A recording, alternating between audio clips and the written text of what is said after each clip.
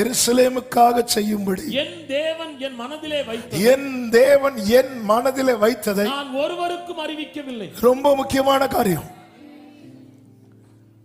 இத கர்த்தர் உனக்கு வெளிப்படுத்த நீ உட்கார்ந்த, நீ துக்கித்த, நீ அழுத, நீ மண்டாடின, நீ உபவாசித்த. அதனால கர்த்தர் என்ன பண்ணாருன்னா, அவர் என்ன செய்வேங்கிறத உன் மனசுல வச்சுட்டார். நீ என்ன செய்யணுங்கிறத உன் மனசுல வச்சுட்டார்.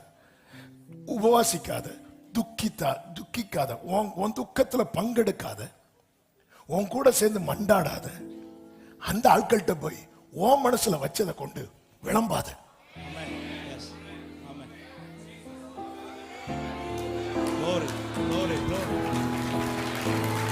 உனக்காக கண்ணீர் வடிக்காதவங்க கிட்ட விளம்பாத.